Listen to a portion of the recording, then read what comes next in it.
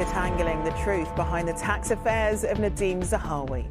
The Conservative Party chairman's under pressure about how he dealt with his unpaid taxes while he was Chancellor.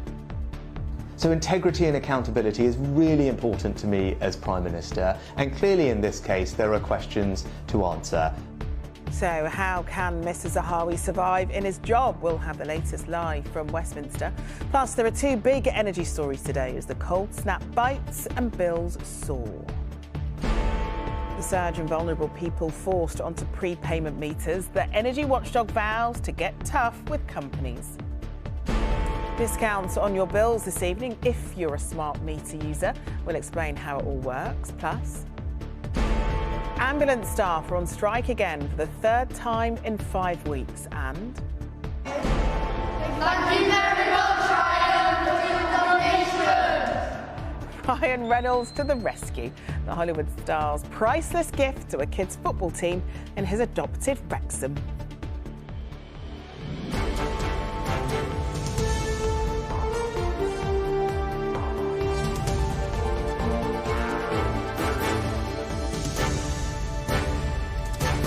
This is the ITV Lunchtime News with Charlene White. Good afternoon. There are questions that need answering. Those were the Prime Minister's words this morning about his party's chairman, who is embroiled in a scandal over his taxes. An investigation will now look into whether Nadeem Zahawi broke the ministerial code because he had to pay a penalty to HMRC when he served as Chancellor over his taxes he owed. There are growing calls for Mr Sunak to sack Mr Zahawi, with Labour claiming his position is untenable. Here's our political correspondent, Romilly Weeks. Your tax affairs a distraction for the party, Mr Zahawi? Leaving Tory HQ this morning in his official car, Nadeem Zahawi, the man in charge of raising money for the Conservatives, now under investigation for his own financial affairs. This morning, on a visit to a hospital, the Prime Minister ordered his ethics advisor to investigate allegations that Mr Zahawi failed to properly disclose his tax. So integrity and accountability is really important to me as Prime Minister, and clearly in this case there are questions to answer. And I want to do that professionally, and that's why I've asked the independent advisor to conduct a full investigation, to establish the facts, get to the bottom of things. The controversy surrounds Nadeem Zahawi's stake in the polling company YouGov, which he co-founded. Shares from the company were put into an offshore fund called Balshore Investments Limited, controlled by his parents. Tax investigators and journalists have claimed Mr Zahawi was still receiving profits from Balshore. In August, while he was Chancellor, Mr Zahawi reportedly paid HMRC £4.8 million in unpaid tax on those profits, which included a penalty. Mr Zahawi has said the error was careless and not deliberate. Today, he stated, "I'm confident I acted properly throughout and look forward to answering any and all specific questions in a formal setting." Tax is really complicated. Dan Needle is a tax lawyer who first started raising questions about Mr Zahawi's tax. When Mr Zahawi says he was careless, what it means is that he received probably £27 million out of this offshore structure, didn't get advice on it, probably, didn't declare it to HMRC, seems almost certain, and didn't pay the tax. So that's what his carelessness was.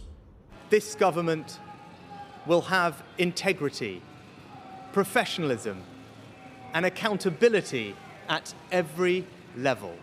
That was the Prime Minister's promise when he first entered number 10. Labour says it means Mr Zahawi needs to go. I think it's obvious that Zahawi can't stay as Tory party chair. The very idea that he can be discussing and negotiating his own tax affairs with the body that he's supposed to be running, everybody knows it's wrong. He clearly isn't going to resign, and so the Prime Minister needs to show some leadership. Mr Sunak, who himself received a fine last week for failing to wear a seatbelt, promised a very different style of government from his predecessor, but is already fighting fires on a lot of fronts. So, Romilly, can Mr Zahawi survive this, do you think?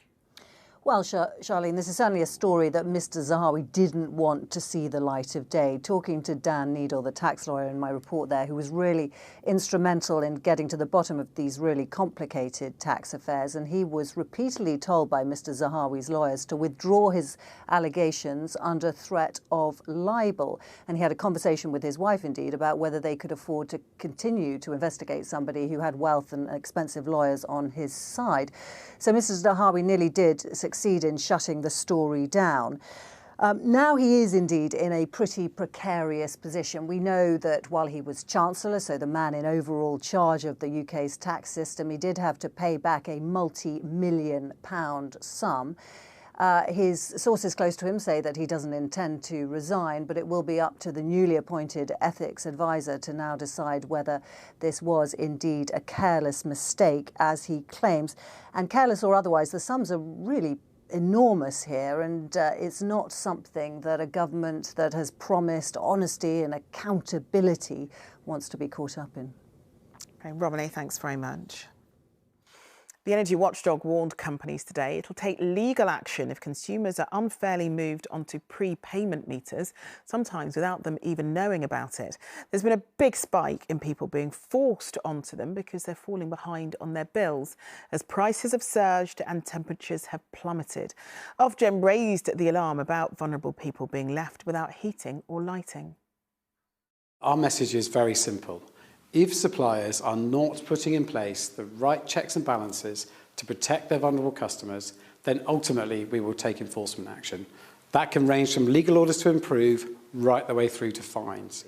So what we're announcing today is a detailed investigation to check what companies are doing and pursue them if we think they've done the wrong thing. Well, there's another big energy story today. For the first time ever, households will be paid to use less electricity this evening. It's all about avoiding blackouts during the cold snap. It's an opt-in scheme and was available to those who have a smart meter or a prepayment smart meter in England, Scotland and Wales. 26 energy companies will take part. That's including British Gas, EDF, E.ON Next, OVO, Octopus Energy and others.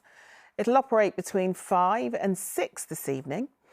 If you delay using certain appliances during this hour, you'll benefit from the discount. How you would benefit, that will vary according to your provider. So if you don't use your washing machine, tumble dryer or electric oven, there should be money off your bill. The scheme will compare usage against a customer's usual demand and pay £3 for every unit saved. Savings could range from a few pounds to as much as £20. Well, Shihab Khan has joined us in the studio. So Shihab, why have they decided to do this now? There's a couple of big reasons why this is happening. The first one is the war in Ukraine. We've heard a lot about that over the last year or so, and the energy security impact it's had, the fact that it's reduced energy supply here in the UK. The other reason is the cold snap. People have been putting their heaters on more. Electricity usage has gone up in recent days. The National Grid is pursuing this because they want to avoid blackouts. The reason they've gone for 5 to 6 p.m. is because generally that's quite a busy period. That's the time people are making food, they're putting on a cup of tea, and you're using a lot more electricity during that period of time. The National Grid are keen to emphasise this is precautionary. Electricity supplies are not at risk, but they want to get ahead of any potential future problem, which is why they're specifically aiming for that little window. We are expecting more sessions like these over the coming months. This isn't just a one-off. Now, in terms of that financial incentive, as you mentioned, it will vary depending on your energy supplier, how exactly you'll feel that. You may get cash back, you might get a reduction on your bill, you might see a percentage taken off of your future bill. It will vary depending on who you've gone with. So we'll have to wait and see. For each individual person, it could be slightly different. OK, Shihab, thanks very much. All right, well, there's lots to discuss there. Rachel Fletcher from Octopus Energy joins us now. Rachel, thanks so much for talking to us this afternoon. So you are one of those 26 companies that's going to be doing this. What impact did it have in trials? Yeah, well, there's been about 6 test events already this winter, and I'm really pleased to say that we've got about 500,000 Octopus Energy customers signed up to take part. And actually, that's about a third of our smart metering customers. And actually, what we're finding is that each session those customers are managing to shift about 100 megawatts of power. So that's equivalent to the power that a city like Birmingham would be using over that period. So what we see actually is that people really do respond to the ask and the financial incentive. And actually, a lot of people have been having a lot of fun as well, you know, getting together as families, having conversations they might not ordinarily have had. Well, let's talk about those incentives, because you talk about the average amount per household that you had when people did it in trials. But the incentive, of course, is money. So how much money were people able to save during trials? Yeah, look, the incentives are not massive. They're not going to change your life. But I mean, we've already paid out £1.6 million to our customers that have participated. Today, actually, somebody who's participated before and who participates today will stand a chance to win £500. So we're trying to make it fun, mix it up a bit. So this is partly about saving a little bit of money off your bill, but more importantly, it's about contributing to helping our energy system stay in balance over, as we've already heard, what's going to be quite a tight winter. Well, talking about a tight winter, actually, that brings me on to the other energy story that we've been discussing today, and that's about those households being forced to have those prepayment meters if they've fallen behind on their bills. Is that something that Octopus Energy has been doing? Look, we've only ever installed about 200, 300 meters under warrant when we've really reached the end of the road with a customer trying to help them with their energy debt. So it is something we do, but only very, very rarely. You know, we are possibly the company in the market that does this the least. We agree it needs to be done carefully, but actually what this is really exposing is an affordability crisis, a difficulty of customers paying bills that are now double what they were before the war in Ukraine. So we really need action on that. And do you then welcome the investigation into the way that those that it's been implemented in terms of putting it into households? I can see how cold it is behind you. It's snowing where you are there in Hampshire. Is that something that you'd be happy with a family or a vulnerable person suddenly having it been swapped and their lights and their heating going off at a time like this? No, this should never be installed in a household that can't manage it, a household that might have medical dependency or elderly, frail people in it. So, you know, we welcome Ofgem taking a long, hard look at this. But, you know, the reality of the matter is that actually what we need to do is to make sure that we don't have millions of households struggling to pay their energy bill. And that's where we are right now. All right, Rachel, thank you so much for talking to us this afternoon. Thousands of ambulance staff across England and Wales are on strike again today, with people being warned to only call 999 if your condition is life-threatening. Workers from 3 unions are taking action, saying the service is so stretched it's becoming unsafe. Our political correspondent, Harry Horton, reports.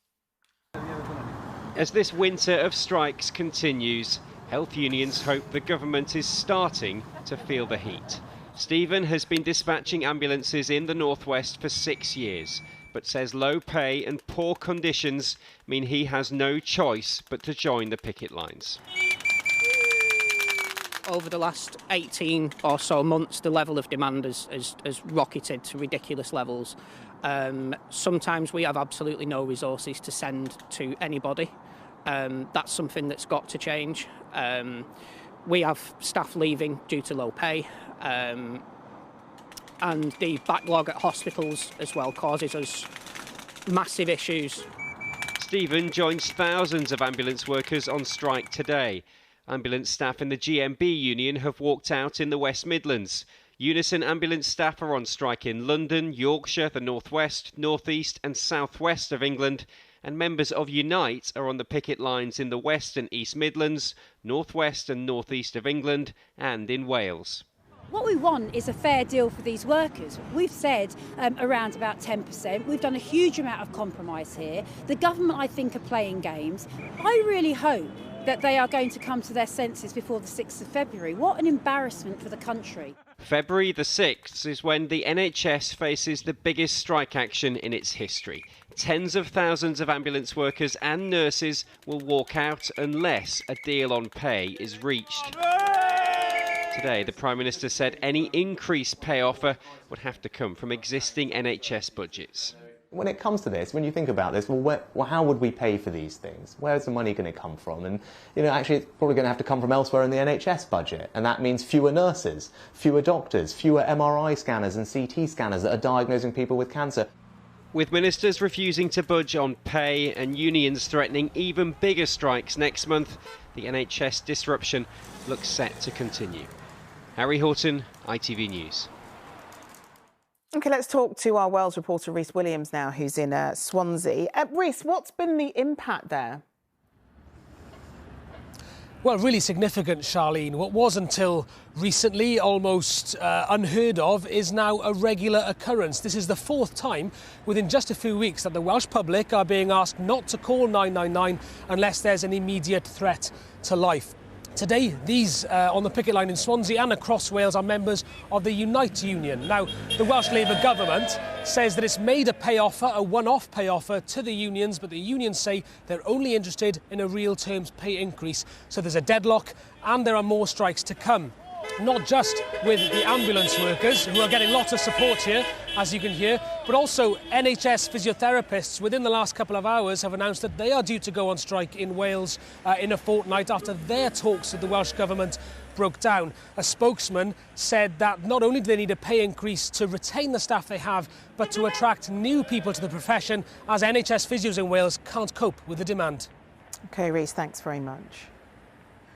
Police in California say an elderly gunman suspected of killing 10 people at a nightclub is dead. 72-year-old Hu Can Tran allegedly shot himself as police approached the van he was in. Charlie Frost reports. These were the tense final moments of a standoff between police and a white van. They believed their suspect could be inside. Their hunt for a man who murdered 10 people brought them to this car park in southwest Los Angeles, 20 miles from where the mass shooting took place. 2 hours before they smashed through the glass, officers had heard a single gunshot. Our sheriff's SWAT team approached and cleared the van and determined the suspect sustained a self-inflicted gunshot wound and was pronounced dead at the scene. The LA County Sheriff went on to name the suspect as 72-year-old Hu Can Tran.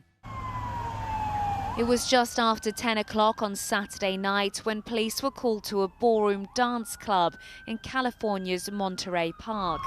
An hour earlier, these streets had been hosting Lunar New Year celebrations, but police described arriving to find people pouring out of the club, screaming.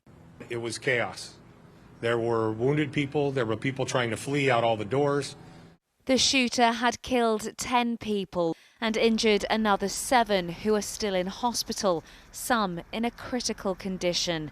But police believe Tran probably intended to kill more people, as after the shooting he went on to another ballroom nearby, people inside wrestling the gun off him before he fled. What was the motive for this shooter? How did he get these guns? And was it through legal means or not?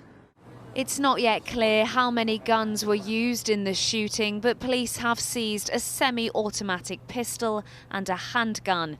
Detectives are still searching for a motive for this crime, leaving America once again asking why. Charlie Frost, ITV News. Dozens of flights were delayed and cancelled at Britain's busiest airport this morning because of freezing fog. Thousands of passengers who were meant to take off from Heathrow haven't because of the weather. Well, Ellie Pitt is at Heathrow for us. So, Ellie, how's it looking this lunchtime? Well, Charlene, the sun has come up and burnt away that freezing fog that's been causing so much of the travel disruption this morning. And planes are taking off and landing here as usual. But first thing, it was a completely different story because temperatures at Heathrow overnight dropped to their lowest since December 2010. It plummeted to minus 8.4 degrees Celsius here overnight, and that, combined with the freezing fog, has led to at least 17 flights being cancelled and dozens more being delayed coming into Heathrow because the visibility has been so bad that pilots simply haven't been allowed to land. Now, Heathrow this morning has said that the weather has caused minor changes to today's schedule, but that they are working to get passengers away safely as quick as possible. Now, it's clearer skies now, and as temperatures creep up even by only a few degrees for the rest of the week, airlines and passengers are hoping that this disruption is short-lived. All right, Ellie, thanks very much. Finally, Reynolds has come to the help of a young football team in his adopted Wrexham. It's an underdog story, and it's about interconnectivity between the club and the community. The Deadpool star is co-chairman of Wrexham FC, of course, along with fellow actor Rob McElhenney. The pair were awarded the Freedom of the City last month for their help in promoting it following their takeover. And now he's made a surprise donation of more than £1,500 to a children's football team who desperately needed new kit. A fundraising page was set up for FC United of Wrexham under-12s, and to their surprise and delight, of course, they'll now be kitted out with new jerseys that they are very proud of. Thank you very much, Ryan, for your donation. Oh, bless them. The boys, delighted with their superstar supporter, sent a message of thanks to show their appreciation. Keegan Barton, one of the team's players, lost his dad last September. His mum says being part of the team has helped him cope with the loss, and she was close to tears when she found out that Ryan had come to the rescue. They're just made up, they're overwhelmed, they just can't believe it. Do you know what I mean? 11-year-olds, they're just in shock like we are, because they wouldn't think that Ryan would pay for the kits. Oh, nothing quite like a Hollywood star flying into the rescue, is there? Now, don't forget, you can check out all of our headlines and stories throughout the day by going on to ITVX and scrolling down until you get to the news section. But that's it from us this lunchtime. Mary is here with the evening news at 6:30. The news where you are follows the national weather. But from everyone here, enjoy your afternoon. Bye-bye.